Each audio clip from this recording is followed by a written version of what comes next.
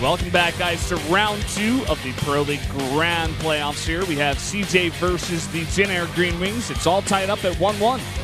That it is. We saw Kier try to kind of reinvent that map. Really cool harassment, but just wasn't able to take that fight he needed. And we're going into Game 3 now, ladies and gentlemen. So the winner of this will take a lead, take that advantage. It's going to be probably the best match we're going to have, I think, in at least the initial lineup with ByuL versus SOS. ByuL, multiple-time finalist in Star Leagues recently, and SOS, the guy that all-killed KT just last week. Yeah, ByuL just having some trouble in these grand finals. We'll see if his mentality is effective. We saw he was very emotional, even not being shown on camera at the end of the Star League finals, just kind of running out of the booth, very emotional there. But he has been the one to carry his team in these important Pro League matches in the past. Yeah, definitely has been, but this guy has been as well. Very recently, coming in here for his team, making sure it did not get to that Game 3 when we thought that all hope was lost. We didn't actually believe in this guy to go for that all-kill against KT, but he did it. He did it. He defeated Flash, TY, Zest, and Stats. He didn't have to deal with a Zerg player there, and that could be his weakness here today. He just traveled overseas. He's back. He's got that upwards arrow, the red arrow for that reverse all-kill. I favor him, personally.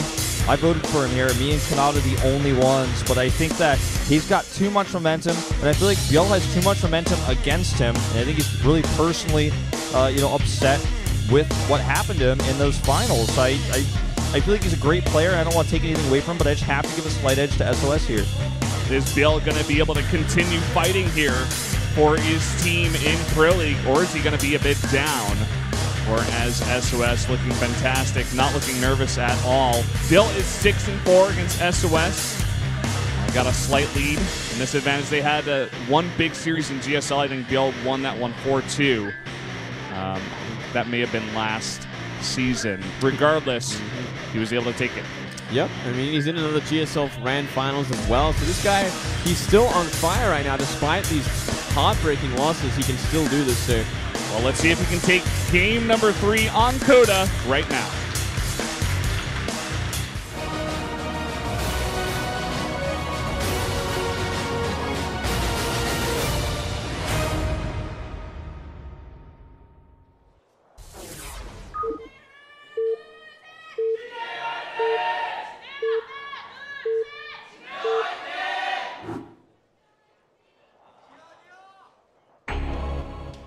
Up here in the top left, in the yellow, the Zerg player for CJ Entis. It is ByuL. And down near the bottom right in green, the reverse all-killer of KT Rolster on day 2 last week. It is SOS. We fly to the victory. So, Generic Green Wings fans. Now, SOS, of course, we talked about his loss versus ByuL in GSL in the 4-2 type series. He's best in a best-of-1, though, and that's why we didn't really have faith that he would be able to do 4 back-to-back, show 4 different unique styles, because he's known for kind of being cheesy, being aggressive, and you would think that eventually that would wear off and someone would have put a stop to him, but he was able to play 4 different unique types of games, even some macro games, end up winning that reverse all-kill. I think he's got so much momentum right now in this league. Well, let's see how he starts things off here. We actually are seeing that pile, but no follow-up. Oh, man, that is sick. Archon, man. Not sure why there's like a bullet bill on the left side, but... Yeah. Well, bullet bill, that's a Zergling.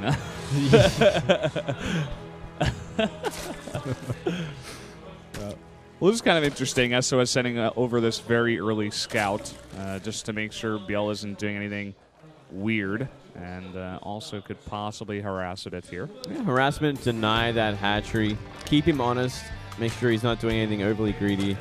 And beyond that, it's such a flexible build as well when you scout this early.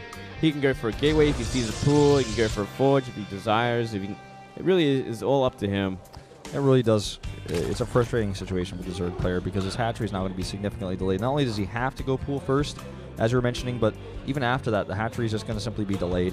Might even place a pylon here and cancel it just to ensure that hatch is delayed. 2 drones already being pulled, so if he wants to deny this further, he will have to pylon. And he looks like he's just going to give it up. Pylon would be a bit greedy from SOS. He's still going to stick around, actually, maybe just poke in. Yeah, scout the gas timings. This is the next really big step here. You need to figure out exactly when Zergling speed is going to be on the map, so you can be ready for it. But the Overlord's already seen the gateways, so ByuL knows what he's up against. Yeah, just a very greedy, gateway expand at the front base there. Bulgaria supports CJ. Side storm there. Oh, there's like a bunch of foreign fans over there. Yeah, everywhere, man. Yeah, I mean, I guess they're all on holiday still, right? So they can actually come down to the studio for once. Great time to be in Korea. Yep.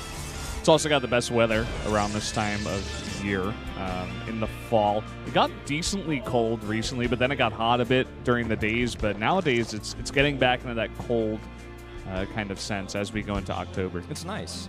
It's going to be a great time to go to that Pro League final. 2 weeks.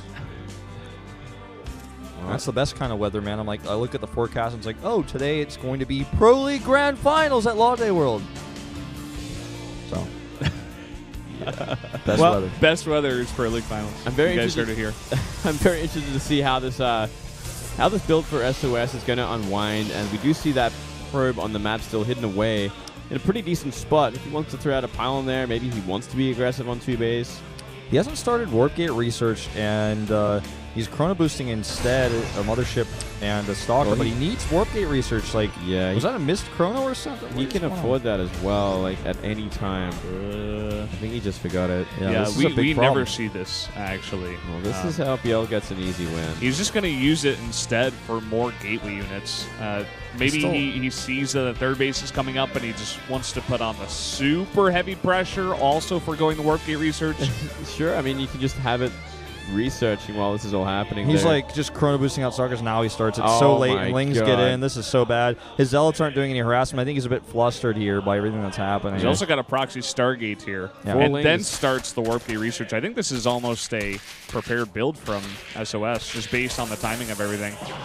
We'll have to see if it works out, because the plan is shown here. You're going to see in just a second those Spore Crawlers go down, because he knows what's up. Needs to defend here with these Queens, but he's got plenty, as well as the Lings to tank. And gets a surround as well. Yeah, going to kill one of these Zealots. Another one of them getting very low here. And that harass will be pushed out. The Lings are still in the main, by the way, which is denying one of these Stalkers. The Overlord does not see that Stargate just yet. He's got a lot of Queens, so he can deflect this. He might even want to go for some blind spores, which we have seen him do multiple times before. Yeah, I'm a bit surprised if he doesn't do that, because he's been doing that so much. Versus other players, including Hero, he did play against in the Grand Finals just recently. We also saw him do it versus Classic last season. But his Queen might get assassinated. Nah, just too many Lings here. And that Mothership core taking quite a bit of damage. He's not going to lose it, but just a lot of investment in chrono to find no damage. Here we go, only one Queen in the main, and the Oracle's just going to get to work here. There is no Spore.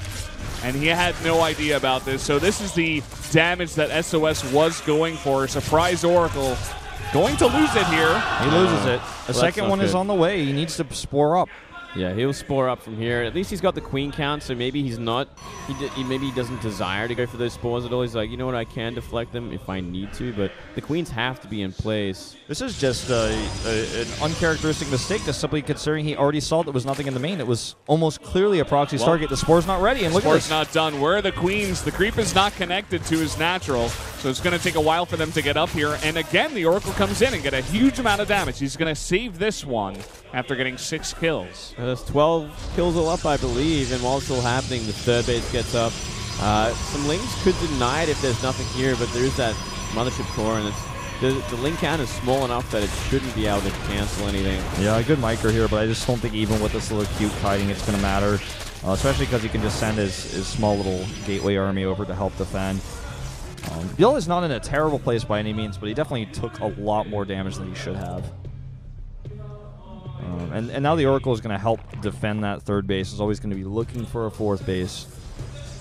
It's kind of a funny build from SOS. You know, you just wouldn't expect the Oracle to come out after that timing when you have this many gateway units coming across the map like this. And I guess it was just do a ton of damage and eventually just keep ByuL on his side of the map while you take a third base. That kind of very aggressive style. And even though the gateway part didn't really work out, the Oracles did. Yeah, you know, you talk about this a lot, Valdez, actually, about how good SOS's control is with his Oracles. And we're seeing him, he's like, oh, no Spore Coil here. I don't care if you have Queens. I'll find 2 more kills. You come back later. If Spore's still not there, he's going to get more kills. 1 Spore now being added, an additional 1. He finds it finally. And look at this, 1-1 for the Ling upgrades that are on the way. So once again, that Ling style and maybe eventually transition to those Ultras in the late game. But for SOS, it's just going to be that Blink Stalker upgrades and maybe a timing with Blink Stalker Sentry eventually. Yeah, he's making a ton of sentries right now. Wants to start building that energy. I think it's just going to be Blink Stalkers +2, that sentry attack.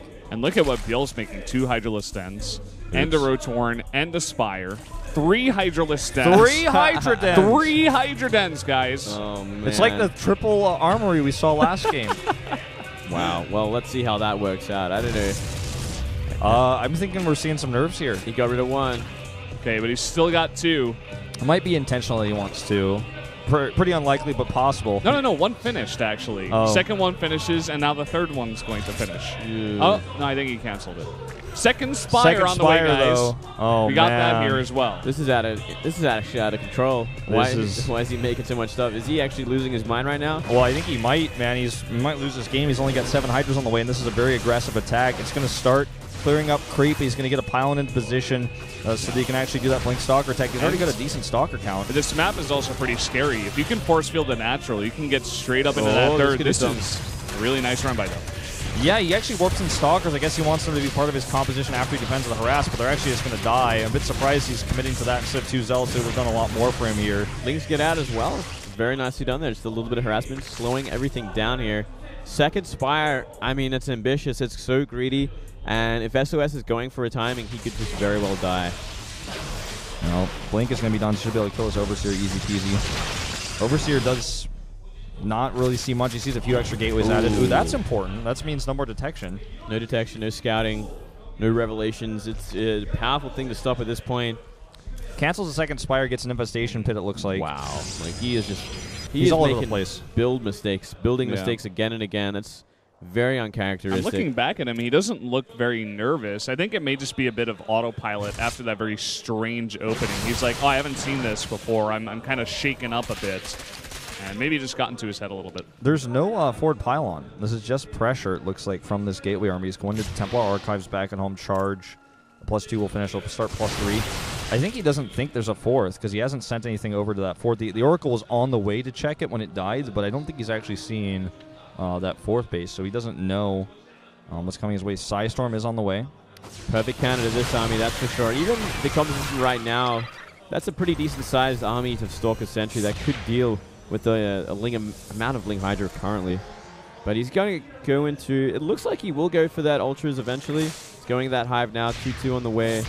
And Pathogen Gland, so Infestors as well. What do you think about this Infestor choice versus this comp?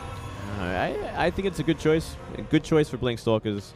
But when it gets a bit later and we're seeing Immortals come out, Archons, I'm not sure. We'll soon find out. Templar already on the map as well, which he hasn't seen. No way that gets away. Actually, no. Yeah, does go down. Another huge run by into that third, and no response just yet from SOS. He's just going to warp in and put an overcharge. Yeah, several cannons there he added as well. It's going to be tough to find damage. Storm's going to finish, and if these Hydras get force fielded into Storms, this is going to be a bad, bad place for ByuL.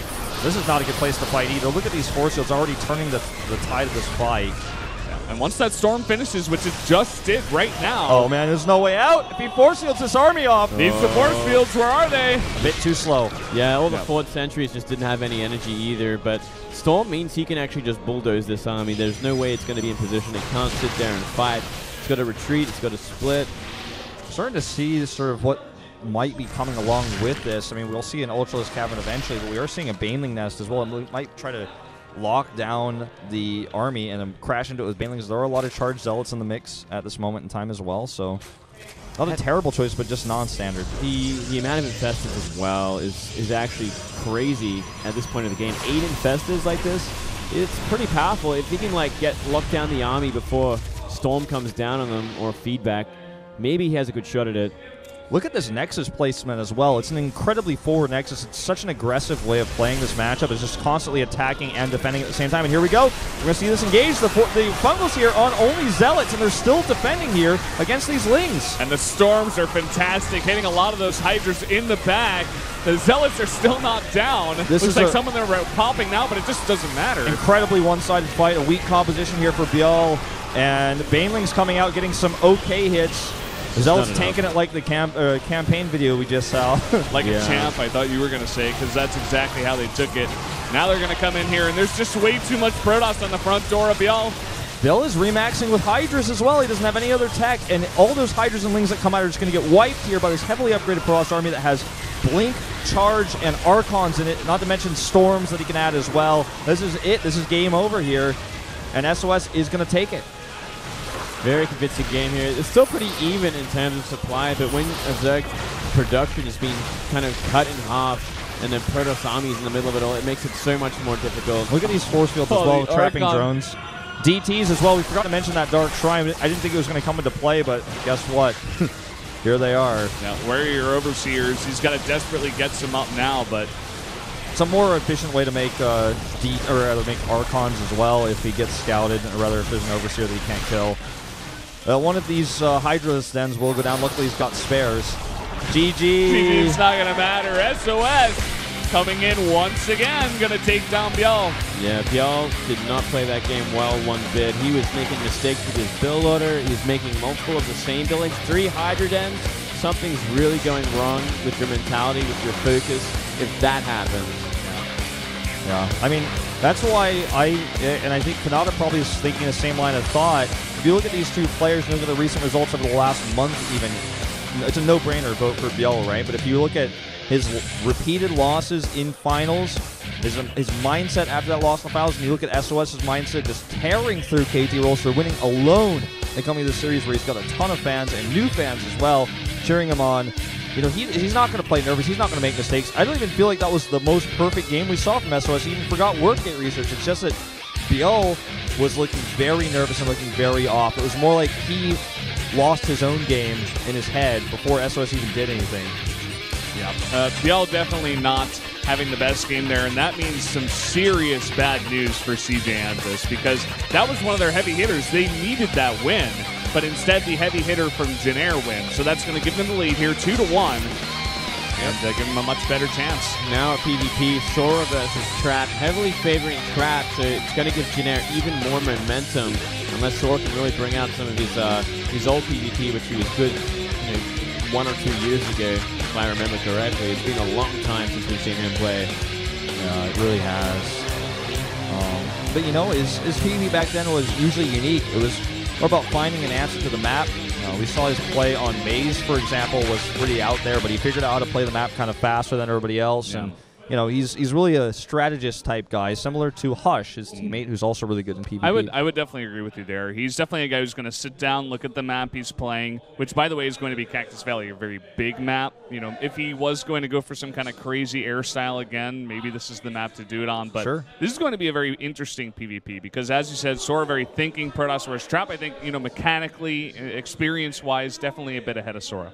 You guys give the vote to Trap on this one? Certainly, yeah. I actually give it to Sora. I think his PvP is better overall. I think he's got a really prepared strategy going to this. I think Trap is either going to be aggressive or have a specific, you know, sort of just mindset of, oh, I'm just going to play standard, I'm better than Sora kind of idea. We also saw Trap play some really sloppy games last week.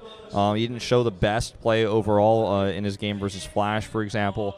And we saw just some weird stuff go on, just to put it simply. He was playing very nervous. Yeah, he's definitely one of the guys that struck me as like one of the most nervous players from the last week. So I hope he's kind of gotten over that from last week and can come into this one with a bit of that confidence, saying, hey, I am a bit better than Sora. And that being said, also, Jinair has the advantage right now. So there's less fear, there's less stress on Trap, and there's a lot more pressure on Sora, someone who doesn't have as much booth experience as Trap does overall. He hasn't been played, he hasn't been fielded as much. Yeah, I'm actually curious. I don't know the stat off the top of my head, but I know that Sora maybe played like 1 or 2 games this season. Yeah, he's always been part of the team, but we just never see him play. He played way more last year. Probably played like 10 or 15 games at least. And this year we didn't see him. We saw a lot of players for both of these teams actually kind of fall off the map, like Byung, like Pure. This